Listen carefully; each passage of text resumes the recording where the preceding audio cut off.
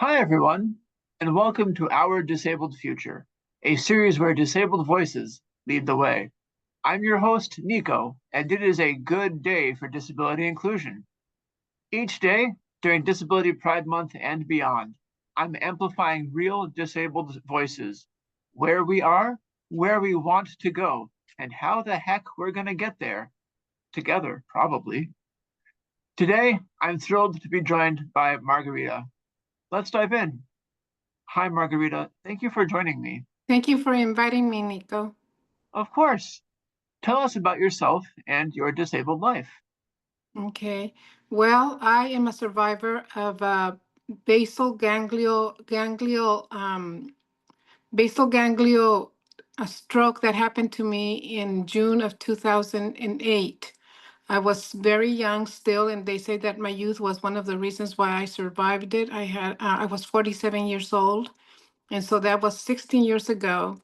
I The left side of my body is impaired. I can't move my left hand. I can't really walk with my left side, which is very weakened. But I'm fully functional on my right hand side. I was very scared of not being able to continue working and providing for my family back then. Fortunately, I was able to keep my job. I am a professional English to Spanish translator, which means that the way I work is with my right hand. So I learned to type with one hand. I was able to continue driving my car with one hand. And in 2021, I began using a power chair because I used to walk with a cane very weakly, and I had falls at work and falls at home. But now I am very, very much independent. Thanks to my power chair. So I am a widow. I lost my husband almost 4 years ago, who was my caregiver, and he was a wonderful, wonderful support system for me. I have one daughter who's healthy and complete and healed, and I mean she has no issues whatsoever. But I try to make life as happy as I can for myself. I don't belong to any support groups, which is probably something that I should look into because I realize how important it is to have support on your side. So anyway, I'm a fully employed person. I am an employee right now, translation specialist for the Oregon Health and Science University since a year ago after I supposedly had retired. I was retired for 11 months and then decided that I needed to look for a job. And fortunately enough, I was able to find one with OHSU, who is a very inclusive organization. And they have made me feel very included, very accepted. And I am able to fulfill my duties as a translation specialist for them. So that's basically in a nutshell what my life is all about. Thank you for the work that you do. It's very valuable. Margarita, you paint a really vivid picture of how you became disabled and the supports, both medical, mechanical, and human, you've relied upon to live a full life. So, what does a disability friendly future look like for you? Well, to tell you the truth, I really don't know because there are moments as as a individual who has limited abilities or very limited abilities that I do feel depressed. It's sad, to see people. Sometimes I just focus on the ability that people have to walk, and they don't realize how miraculous it can be for someone like me to see them walking and moving and putting their face on their hand, on their left hand. And I just have a new value for things that are taken for granted, and which I guess should be, because we are a human body that has certain abilities that I have lost. So sometimes I admire, I envy, and I covet what I had and what I see in other people. But also, when I'm very, very depressed, I do have thoughts that go like this. It's like I say to myself, so my God, this is so terrible. Am I always going to be in a wheelchair? Am I never going to get to walk, in a mall or whatever in my urban life? Um, this is the end of my life? I'm gonna die like this. But then when I think about that, I say, oh my God, this is actually when I have these moments, I think death is a viable option for me because, it's terrible to live in a situation where you can't dice a tomato, um, you can't dice an onion, you can't cook an egg without someone, breaking the egg on the pan for you because you can't crack it by yourself with one hand. Although people can do it with one hand, I can't. So, all these things, I can't water my plants, I can't pot a plant. The simple things that every human being takes for granted are a privilege that I see other people do, and I obviously regret the fact that I've lost my ability to do the normal everyday life things. So when those moments of depression do come in, like, death is a viable option for me, I remember that I am blessed, that I am able to provide for my family, that I still have a full-time job, that I am able to drive my car after passing a medical driving test. That is what they call it here in Texas. And that's a big achievement and a big accomplishment. I didn't lose my job. I worked for my company for 29 years, and it was never questioned if I had missed any deadlines. I always met my deadlines. So, in many regards, I am a normal human being that fulfills responsibilities like any other human being. But, you know, the everyday little things are not available to me. So, it's what it is, as they say. I hate that expression, but it is what it is. This is it. Thank you. I've heard that sentiment as well. It is what it is. Margarita, thank you for telling me about the impact that your new limitations, or, well, your required limitations, have had upon you. What would it take for that feeling of shame to go away, or for the world to be more accessible for you? So we talk about how, your future might look bleak in some ways, but how can we make that a more feasible, more accessible future? Well, I never thought that I would be needing handicap parking. So sometimes I travel to Mexico and I'm able to compare the advances of the United States over Mexico in terms of accessibility. Um, and obviously the comforts of the first world, like everything is paved, and there is some accommodations for me to maneuver my wheelchair in the world here in the States. But when I go outside, it's really, really hard. Like, I remember going with my husband to Paris when I first became disabled a year after, and just trying to go into the bathrooms, they're so tiny. So I guess that if people could could be aware of what it is for people like me, how hard it is to maneuver the spaces when they're not considering the size of a wheelchair and the space that it needs to turn.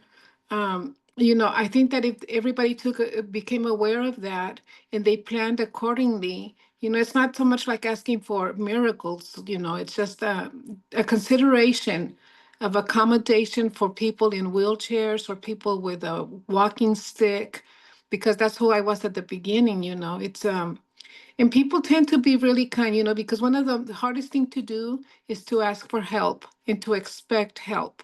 That was very hard for me in the beginning because I took that as a sign of failure. Oh my God, I have to ask for help. I remember being at Barnes and Noble and buying books, and they gave me my bag of books. And I can't carry my bag of books with my right hand, with my left hand. So I remember that was the first time that I was very aware of needing to ask for help. And I told the cashier, a young man, I said, I'm sorry to ask, but would you be kind enough to help me with my bag to my car? And he was so happy to be of assistance. I think most people are always very accepting of people like us that need assistance and help. I've been 16 years, I've been disabled. And in these 16 years, I've never encountered someone that frowned upon my disability. To the contrary, most people are very kind-hearted and are able to or willing to help you. Sometimes I go out by myself without a caregiver because I depend on a caregiver. And I go out by myself, like I met a friend of mine 2 days ago for coffee at a Starbucks, and I got there before her. And so I can't lift my wheelchair out of the trunk of my car, but I was early, so I I just waited for someone to pass by, and it was this girl, a very young girl. And I said, "Can you help me take my wheelchair out of my car?" And she says, "Of course." And then she says, "I'm actually a physical therapist." So you just never know. So she was accustomed to people like me with my needs, and so she got my wheelchair out of the car and helped me, And so I went in there, and my friend, when she got in, she says, "How did you get in?" I said, "Well, I asked for help." And that's something that I would encourage people to do. You don't be afraid. Most people are willing to help you. It's not easy. It's a little bit embarrassing. You feel like a failure. How can I ask for help to get something out of my trunk or to carry my books to my car? But this is who I am, and I need to accept the fact that I need to depend on the kindness of strangers. So I think that that would be what I would say. Help to accept the fact that we need other people to support us. Fully able people can support us, and mostly they're able to. And for people who plan the public spaces and the private spaces like our homes, to make accommodations for people that require assistant devices or equipment like a wheelchair or whatever it might be that might come in the future. So we just need to make sure that people are aware of our needs. I don't know if I answered your question with that. I think you did. You did a great job, Margarita. Thank Thank you. you. You made a call for greater accessibility in our uh, built environments, and you made an argument for universal design, how we design environments for people to get around most easily and capably. Yeah, Thank but also don't forget that there's a call to action on our part, to speak up and request help when needed. It's like, if you're like, I remember going to a restaurant and the bathroom was, I couldn't put my wheelchair in there, and I had to leave the wheelchair in there, and my caregiver had to walk me very slowly into the bathroom. And so you come out and you mention, "Hey, your bathroom is not accessible from my wheelchair." And so we need to speak up and say, we also have a duty to make people aware of how they have failed the population that we represent. So it's not also the universal call to make accessibility easier for us, but also for us to speak out about it. It's absolutely on us to call out what we see as needs correcting. Hmm. That's absolutely correct.